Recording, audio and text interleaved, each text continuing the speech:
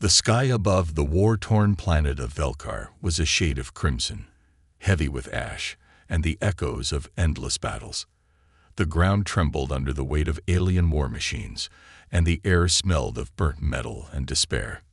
Karnak, the fiercest warrior of the Tsalan species, stood at the center of the battlefield. His armor, scratched and dented from countless fights, shimmered faintly under the dying sun. His 4 glowing eyes scanned the horizon for any sign of resistance. Karnak was a legend among his people, known for his unmatched strength and ruthless efficiency. Yet today, as he crushed another enemy underfoot, he felt off. His blows lacked their usual precision. His mind wandered in ways it never had before. Was it fatigue? No, Karnak thought. He had fought for years without rest. This was something deeper. As the battle died down and the enemy retreated into the shadows, Karnak's attention was drawn to a glimmering object half buried in the rubble. It was out of place amidst the chaos, a small, glowing vial, barely the size of his clawed hand. The liquid inside shimmered like molten gold, radiating an energy he couldn't understand. Curiosity, an emotion alien to Karnak, tugged at him. He bent down and picked up the vial.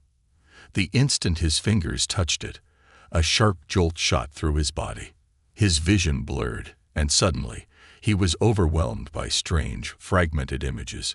Visions of lush green forests, clear blue skies, and beings unlike any he had ever seen. They were fragile, with soft features and only 2 eyes. Yet in their faces he saw something powerful: determination, hope, and a spark of resilience that felt familiar. Karnak stumbled back, dropping the vial. His heart, a steady drumbeat of a warrior, now pounded erratically. He gritted his teeth, trying to shake off the invading memories, but they lingered like shadows at the edge of his mind. "What is this?" he muttered to himself, his voice a deep growl. None of the alien artifacts he had encountered before had affected him this way. This vial was different. It felt alive. "Karnak," a voice called out. It was Torvik, his second in command, rushing toward him. Torvik's orange eyes narrowed as he noticed the vial. "What have you found?" Karnak hesitated. He didn't trust Torvik, not completely. "Nothing important," he said, slipping the vial into a hidden compartment in his armor. "Just another relic." Torvik's gaze lingered, suspicion flickering across his face. But he said nothing. "The battle is won," he said instead. "The enemy has retreated. We should regroup." Karnak nodded, but his mind was elsewhere. As Torvik walked away, Karnak glanced down at the faint glow emanating from his armor. What was this relic? Why had it shown him those visions? And why did it make him feel human? Later that night, Karnak sat alone in his quarters. The stars outside his window were distant and cold, a reminder of the countless worlds he had conquered. Yet, for the first time, he didn't feel victorious. He felt hollow. He pulled out the vial and held it up to the dim light. The liquid inside seemed to pulse, almost as if it were alive. Against his better judgment, Karnak unscrewed the cap. A faint, sweet aroma filled the room, unlike anything he had smelled before. It reminded him of something he couldn't name, something distant and fleeting. Driven by an unexplainable urge, Karnak dipped a single claw into the liquid. The moment it touched his skin, the visions returned, stronger this time. He saw a young human boy standing in a field of flowers, laughing as he chased a butterfly. He felt the warmth of a sun that wasn't his own. He heard a voice, soft and gentle, whispering words he didn't understand but somehow felt in his core. Then, pain. A searing heat spread through his arm, racing up to his chest. Karnak fell to his knees, gasping for air. His vision blurred again. And this time, he saw himself, not as a warrior, but as something else. He was standing among the humans, not as their enemy, but as their protector. When the pain subsided, Karnak opened his eyes. He felt different. His senses were sharper, his mind clearer, but his heart was heavy with emotions he didn't recognize. Compassion, regret, hope. What is happening to me? He whispered, clutching the vial. The warrior who had faced countless enemies without fear now felt something he couldn't name, something more terrifying than any foe. Outside his quarters, Torvik watched through a narrow slit in the door. He had seen Karnak's reaction to the vial, the way his mighty leader had crumbled to his knees. A smirk played on Torvik's lips. Whatever this relic was, it had weakened Karnak, and a weakened Karnak was a threat to their mission, and an opportunity for Torvik to rise. But Karnak was oblivious to the betrayal brewing outside. He was too consumed by the questions racing through his mind. What was this essence? Why did it feel so human? And why, despite the fear it brought, did he feel like he needed it? The alien warship drifted silently above the darkened battlefield, its jagged hull glinting under the pale light of Velkar's dying sun. Inside, Karnak sat in the shadows of his quarters, the mysterious vial resting on a stone table before him. Its glow pulsed faintly, casting a golden hue across his scared face. Karnak's mind was restless. He had fought countless battles, crushed civilizations, and stood atop mountains of victory. Yet now, in the quiet of his chamber, a single drop of strange liquid had unraveled the walls he had spent years fortifying around his mind. He couldn't stop thinking about the vision. The human boy laughing under the sun. The memory didn't belong to him, yet he could feel the boy's joy, the warmth of the earth's breeze, the soft petals of flowers brushing against his skin. Karnak clenched his fist. What is this weakness? He thought bitterly. Warriors of the Xalan did not dwell on dreams. They conquered. They crushed. And yet, he couldn't bring himself to discard the vial. The glow seemed to hum faintly, as if calling to him. With careful precision, Karnak removed his gauntlet and placed a single claw against the surface of the liquid inside. The drop of essence curled around his finger like molten light. As it seeped into his skin, Karnak's heart skipped. A surge of energy shot through him, burning like fire but tinged with something gentler, almost calming. His senses heightened. The hum of the warship's engines sounded clearer. The distant murmurs of his soldiers beyond the door became sharp and distinct. But the physical changes were nothing compared to what unraveled within his mind. In an instant, Karnak's consciousness expanded, and his vision blurred. Memories not his own flooded in like a tidal wave. He was no longer Karnak the warrior. He was standing in a human marketplace, the sun shining bright overhead. People bustled around him, their voices layered with laughter and chatter. Karnak could feel the warmth of the sun against his face, but more than that, he felt happiness. It was such a foreign sensation, a simple, fragile peace, one he had never experienced before. The vision shifted. Karnak now stood on a rocky cliff overlooking a vast ocean. A woman stood beside him, her face gentle yet strong, her eyes filled with unshakable resolve. She spoke softly, but the words dissolved before Karnak could grasp their meaning. When the vision faded, Karnak was left breathless, clutching the table for balance. His body trembled, not from exhaustion, but from the sheer weight of what he had felt. His heart raced in his chest. The strength coursing through his veins was undeniable. He felt faster, sharper, as if the limits of his physical body had been shattered. But along with this power came something else, a flicker of humanity. Karnak hated it, and yet he craved more. Over the next few days, Karnak couldn't resist the pull of the vial. Each night, he allowed a drop of the essence to merge with him, and each time, the visions grew more vivid. He experienced lifetimes that weren't his, memories of love, loss, victory, and heartbreak. Karnak began to see the world not as a warrior, but as something else. He saw not just enemies, but potential. Not just battlefields, but places to protect. And it terrified him. His strength increased with each use of the essence, but so did the emotions he couldn't understand. Compassion, sorrow, hope, these were not the weapons of the Xalan. but they were becoming his. One evening, Karnak stood alone at the edge of the warship's observation deck, gazing out at the swirling clouds of Velkar below. Torvik's footsteps echoed behind him. "Karnak." Torvik's voice was laced with unease. "The council grows wary.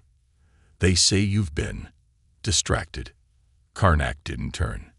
"I am fine." Torvik stepped closer, his eyes narrowing. "Fine. You have isolated yourself from the warriors.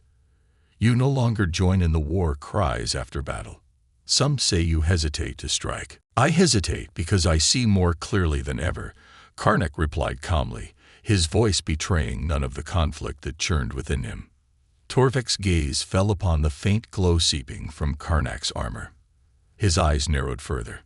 "It's that vial, isn't it? You think I haven't noticed?"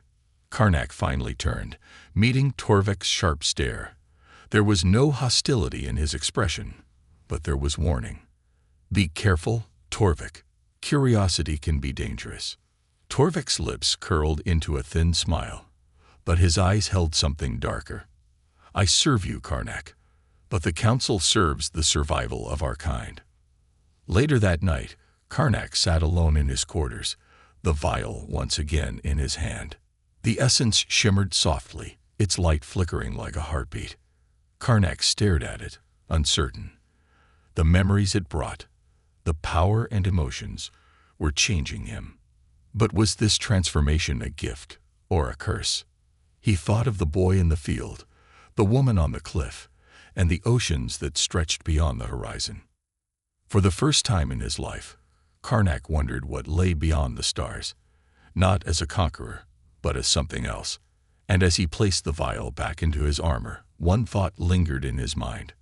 What if this essence was not meant to destroy, but to create? The warship's engines rumbled softly as it drifted through the void of space, but within Karnak's quarters, silence pressed heavily against the walls. The vial of essence lay dormant on the stone table, its glow dimmer than before. Karnak sat across from it, his sharp gaze fixed on the liquid as if waiting for it to speak. But the vial offered no answers, only more questions. It had been 2 weeks since Karnak first allowed the essence to seep into his veins.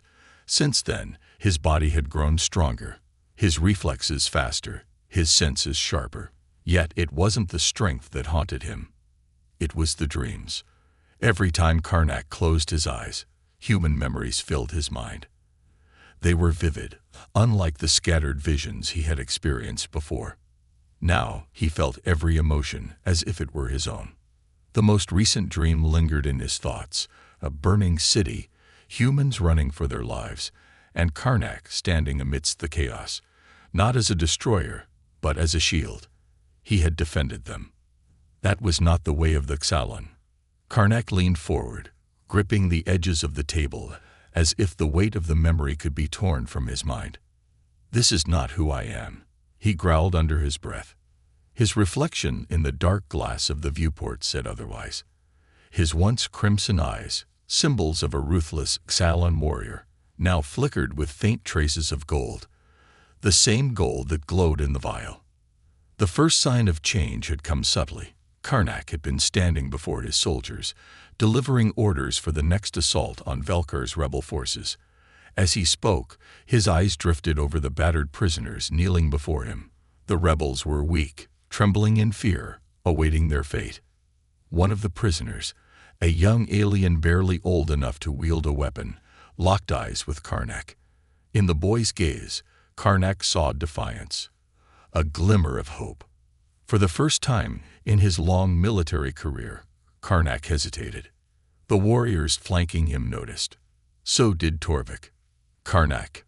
Torvik's voice had been sharp, cutting through the silence like a blade.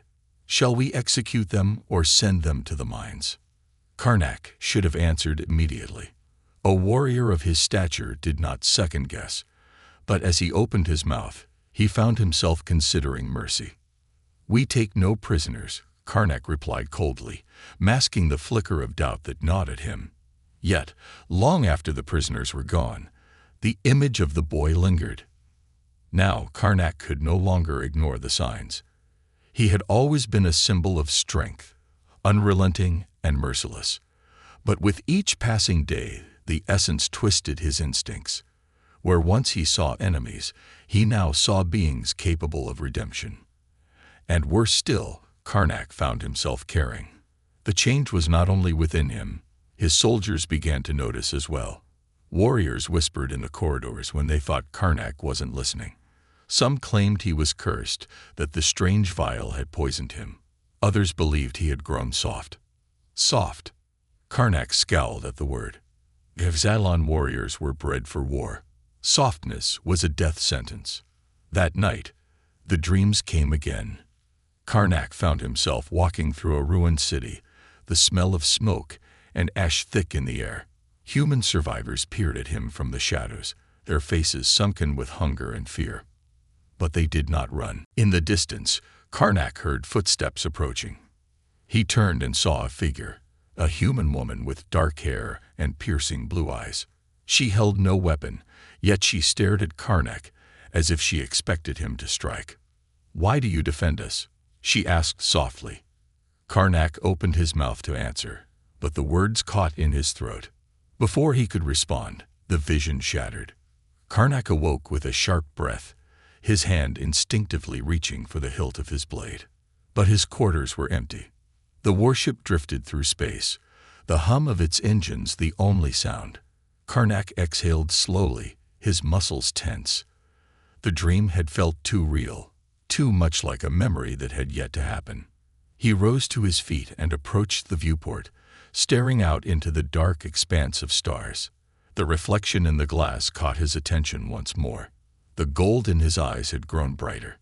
A knock at his door shattered the silence. "Enter," Karnak said, his voice steady. Torvik stepped inside, his expression grim. "Karnak, there's a problem." Karnak turned to face him. "What is it?" "The council has heard the rumors," Torvik replied, crossing his arms. "They say you've been different. Some are calling for your removal." Karnak's gaze hardened.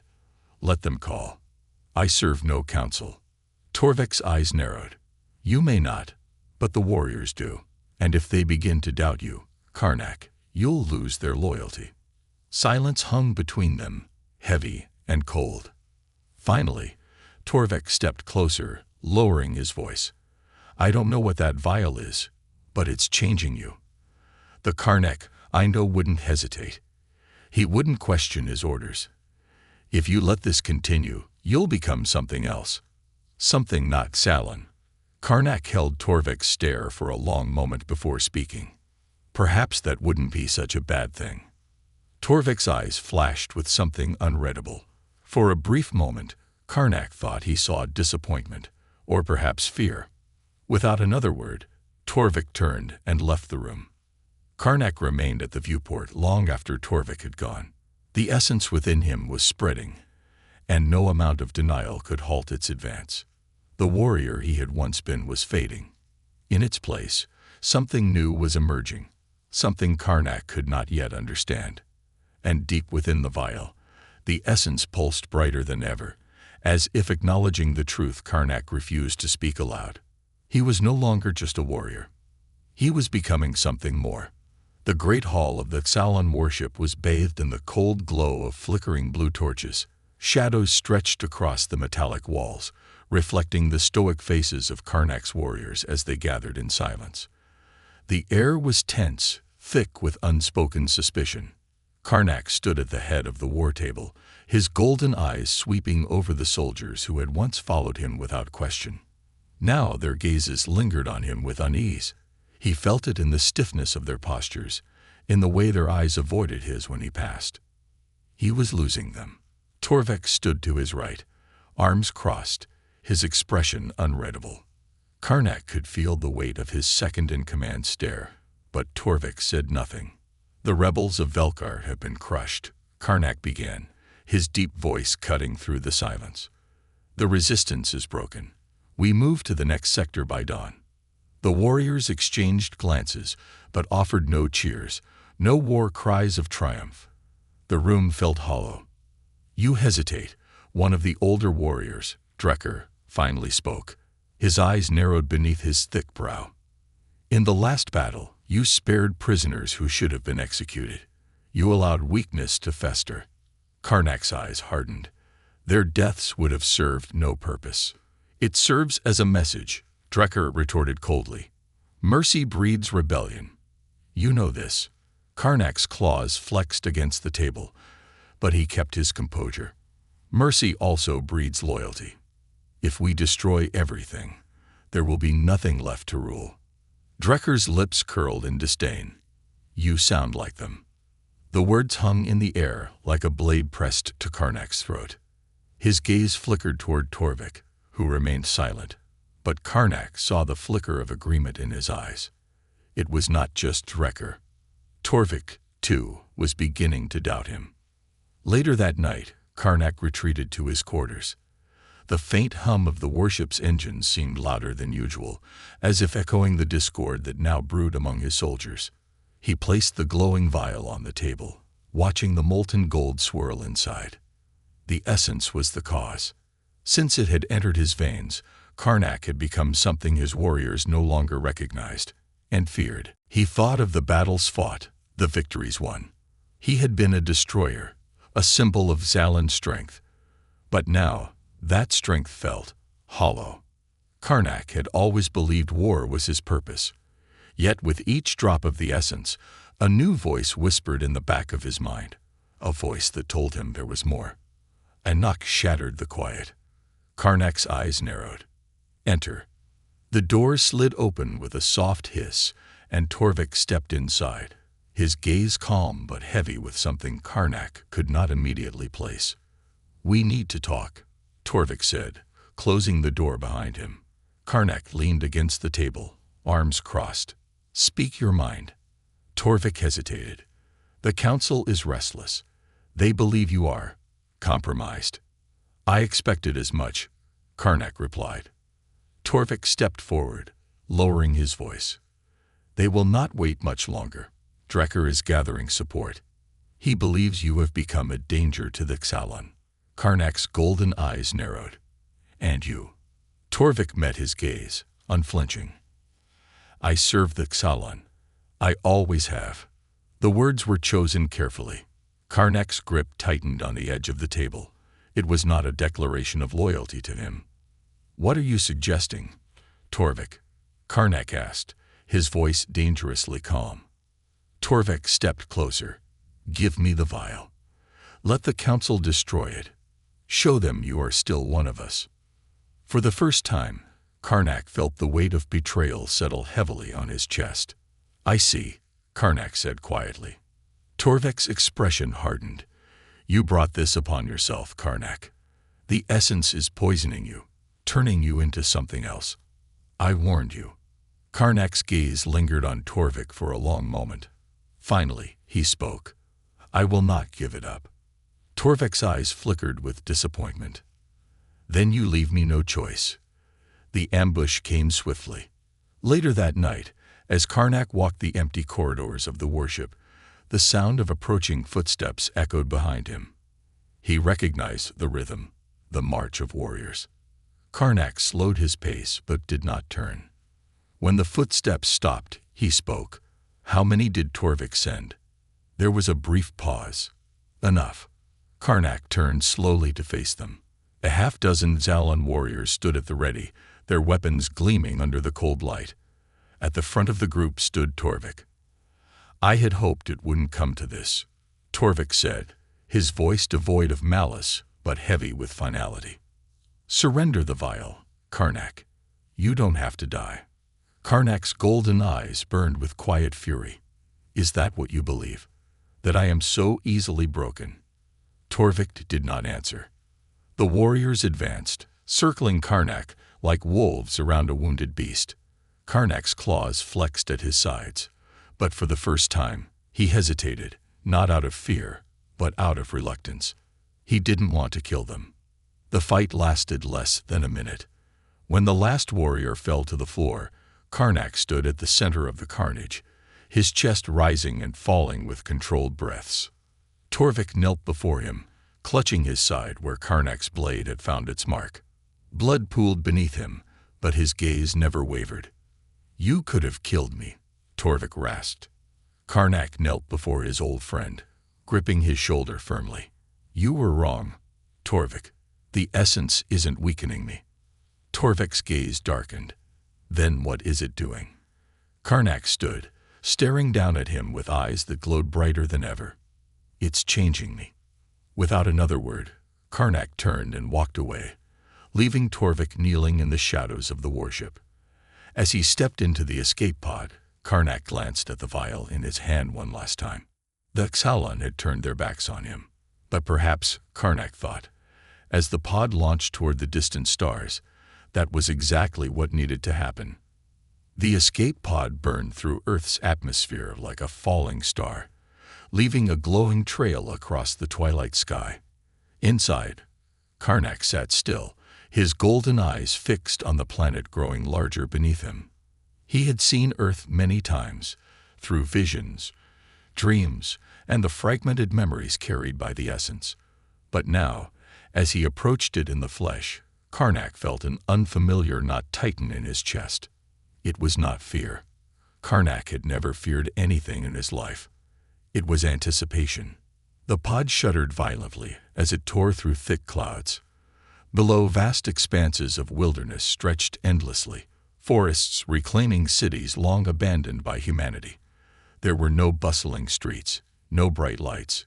Earth was quiet, too quiet. Karnak's clawed hand tightened around the vial at his side.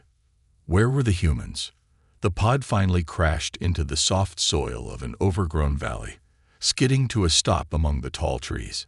Steam hissed from the metal hull, and Karnak stepped out into the crisp air. The silence struck him immediately. There were no signs of life. No birds, no distant hum of machines, not even the rustle of wind. Only stillness. Karnak's gaze swept the horizon. The land was fertile, but it bore scars.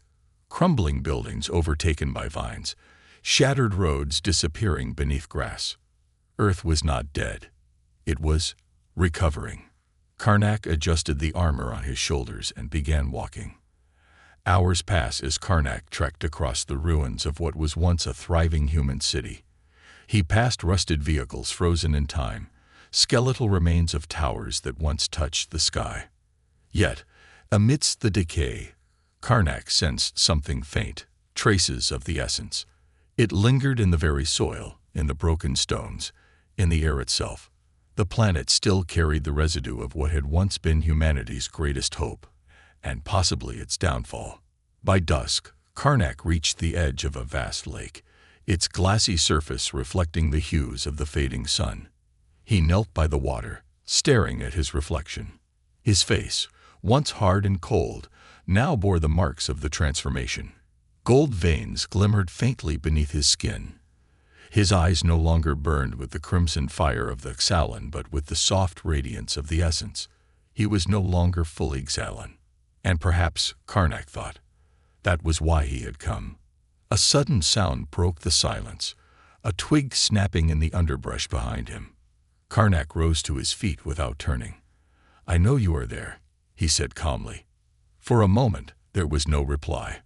Then, from the shadows, a small figure emerged. It was a girl.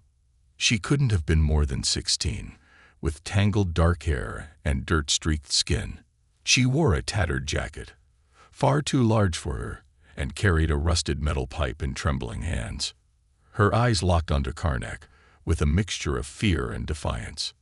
"Stay where you are," she warned, though her voice shook. Karnak studied her silently. He saw the exhaustion in her stance, the hunger in her eyes. "I mean you no harm," Karnak replied, his voice low but steady. The girl's grip on the pipe tightened. "That's what they all say." Karnak tilted his head. "There are others." She hesitated. "You're not one of them," she muttered after a pause. Her eyes lingered on the golden veins tracing Karnak's skin. "You're different." Karnak knelt slowly, placing the vial on the ground between them. The essence pulsed faintly in the fading light. "I came here seeking answers," he said. "About this." The girl's gaze fixed on the vial, her eyes narrowing with recognition. "Where did you get that?" she demanded, stepping closer despite herself. It found me, Karnak replied simply. The girl stared at the vial for a long moment before finally lowering the pipe. Her shoulders sagged with exhaustion, and the fire in her eyes dimmed. They called it the catalyst, she said quietly. It was supposed to save us. Karnak's gaze sharpened. The catalyst. What happened to humanity? Karnak asked, rising to his full height. The girl crossed her arms, as if shielding herself from the question. We thought it would make us stronger, she began, her voice soft, but laced with bitterness. Scientists said the catalyst could awaken something inside us, something ancient. It was supposed to make humanity evolve, to survive anything. She gestured to the ruins around them. But it didn't work the way they thought. Some of us changed. Some didn't survive the transformation at all. Karnak's eyes narrowed. The essence had not been a gift. It had been an experiment. And those who survived, Karnak pressed. The girl hesitated. They became something else. Some stronger, faster, but others. Her voice trailed off. They lost themselves. Turned into things that weren't human anymore. Karnak frowned. Monsters. The girl nodded. Now, Karnak understood. The essence had been humanity's attempt to force evolution, but they hadn't been ready for it. You carry the catalyst, the girl said suddenly, her eyes narrowing. Why? Karnak met her gaze evenly. Because I believe it holds the key to something greater. Perhaps not for humanity, but for all life. The girl stared at him for a long moment, then sighed. Well, if you're looking for answers, you won't find them out here, she muttered, turning away. Come with me. There's someone who might know more. Karnak followed her silently as they disappeared into the forest. As night fell over the landscape, Karnak's eyes drifted toward the stars. Somewhere out there, Torvik and Axalan were searching for him. But Karnak no longer felt bound by the war he had left behind. Earth held secrets, secrets that could reshape not only humanity but the Talon as well. And as Karnak walked alongside the last remnants of a dying world, he wondered if perhaps the essence had brought him here for a reason. Not to destroy, but to rebuild. The wind howled across the crumbling ruins of what had once been a sprawling human city. The skeletal remains of skyscrapers stretched toward the stormy sky, their hollow windows staring blankly over the desolate streets below. Rain fell in slow, heavy drops, pattering against the cracked pavement like quiet footfalls.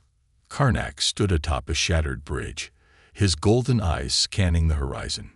Beside him, the girl, Ilara, tightened the straps of her jacket and peered out into the gloom. They're close, she muttered. Karnak nodded. He could feel it too.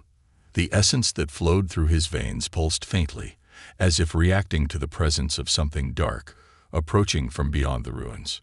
Torvik was here. Karnak had known this confrontation was inevitable.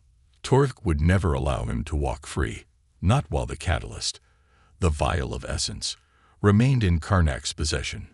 He won't stop, Karnak said quietly. Torvik believes he's protecting our kind. Ilara glanced at him. By killing you. To him, I am the disease. Karnak's eyes narrowed. The essence changed me. He fears it will spread. Ilara shivered and pulled her jacket closer. Maybe he's right. You're not like the others. I've seen the way you hesitate, the way you look at things. You're not the same as before, are you? Karnak didn't answer. In truth, she was right. The Karnak who had led the Axalan fleet across countless stars, conquering worlds without remorse, was gone. Now the memories of humanity, woven into him by the essence, lingered in his mind, whispering of mercy, hope, and redemption. Karnak wasn't sure if it made him weaker or stronger. A flicker of movement caught his eye. In the distance, shadows slipped through the ruins. Kahilan warriors, their sleek armor reflecting the faint light of the storm. They're here, Karnak said, stepping forward. Ilara's grip tightened on the rusted pike she carried. We should run. No, Karnak replied calmly. This ends tonight." The Salon emerged from the shadows like predators, their weapons raised but silent. At their head, Torvik strode forward, his orange eyes locking onto Karnak's the moment he stepped into the open. Rain streaked down his scared face, but he stood tall, unwavering. "Karnak," Torvik called out, his voice cutting through the storm. "You've led us here for nothing. Surrender the catalyst, and this will end without blood." Karnak descended the rubble-strewn slope, coming to a stop a few paces away from Torvik.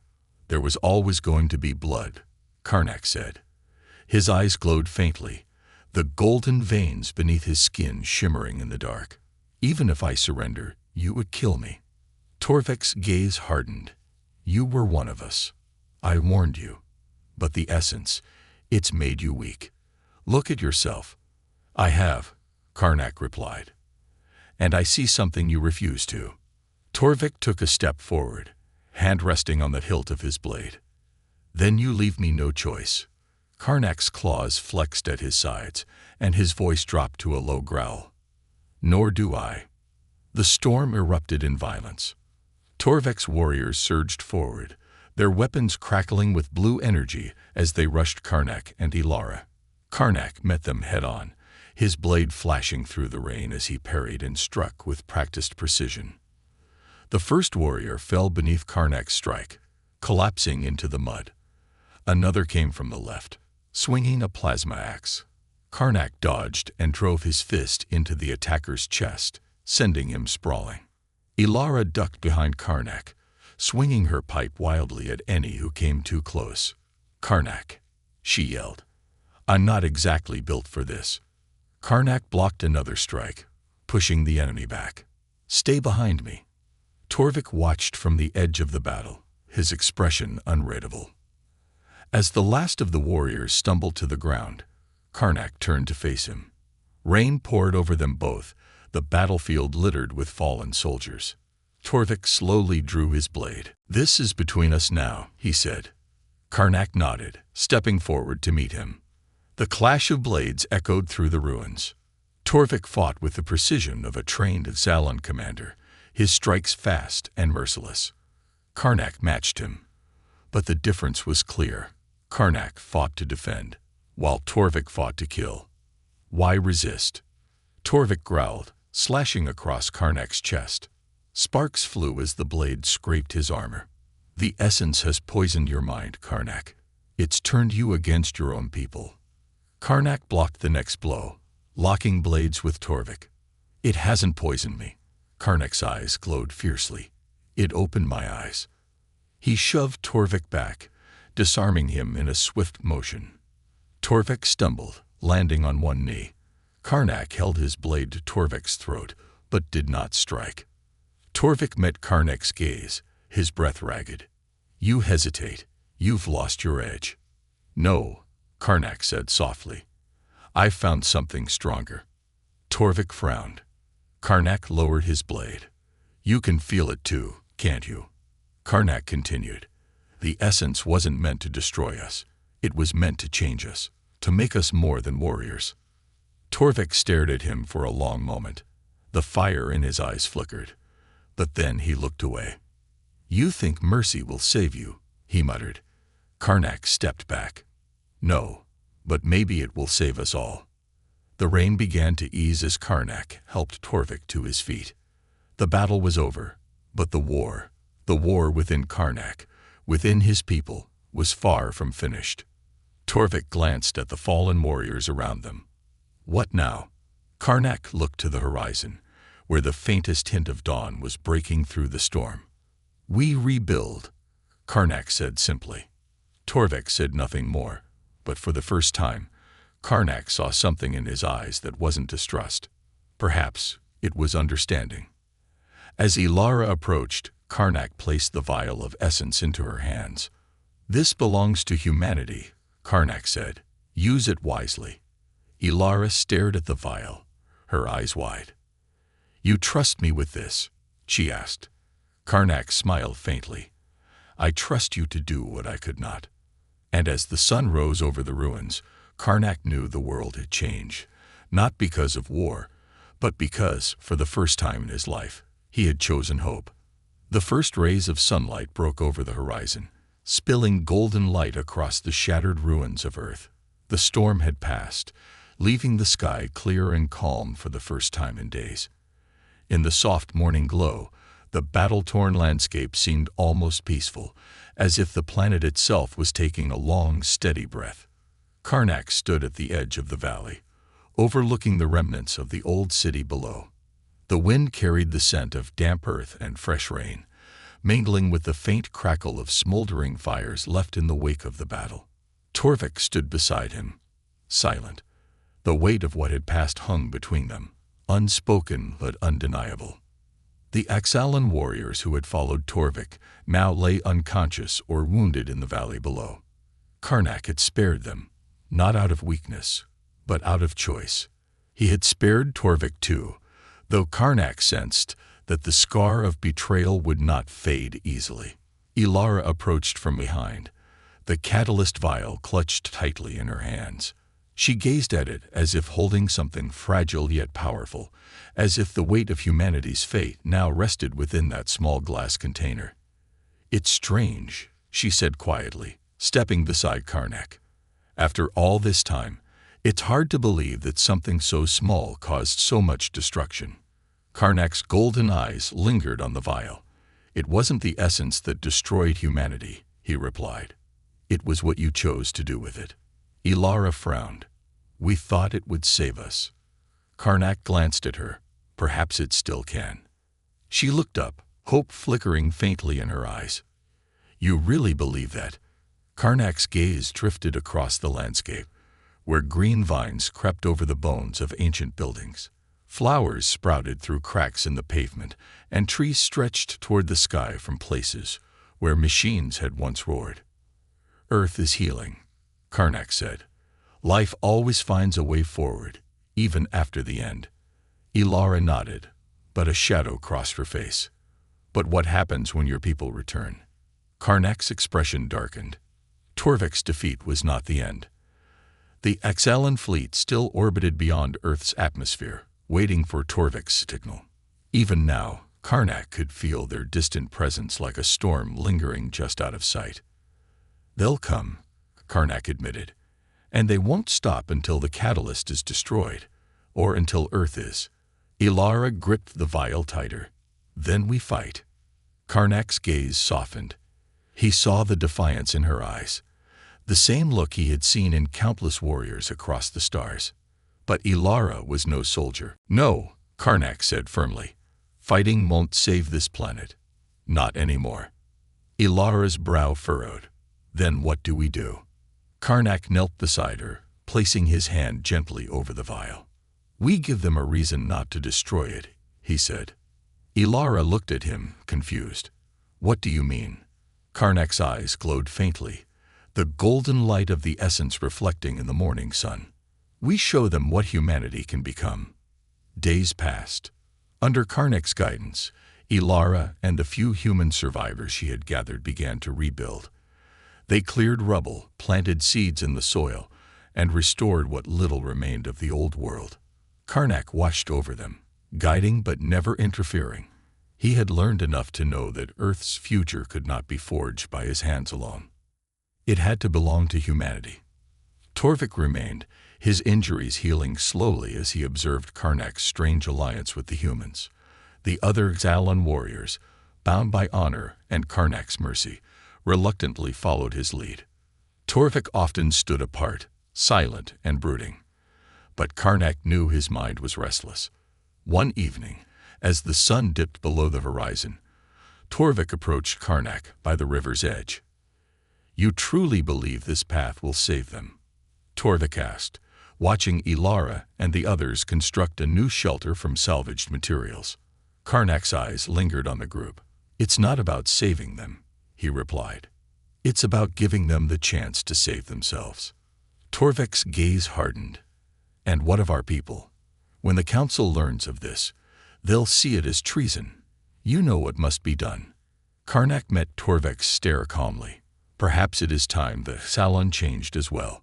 Torvik's expression faltered, and for the first time, Doubt flickered behind his eyes. Change is not weakness, Karnak continued. It is survival. If we cling to war, we will destroy ourselves, just as humanity nearly did. Torvik said nothing, but the weight of Karnak's words lingered in the silence between them. Weeks passed.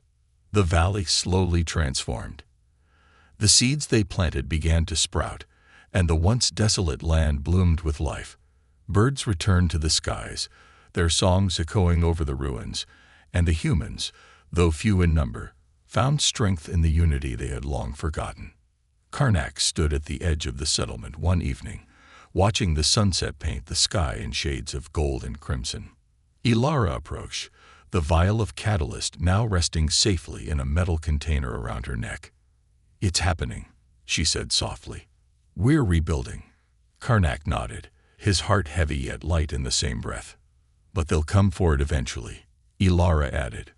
Karnak's gaze shifted toward the stars. "Yes," he admitted, "but by then, they will see what I have seen." Ilara tilted her head. "And if they don't?" Karnak's eyes glowed faintly in the fading light. "Then I will stand between them and this world," he said. Ilara smiled faintly. "You're not so different from us, Karnak." Karnak glanced at her, a rare flicker of warmth touching his expression. "Perhaps," he replied quietly.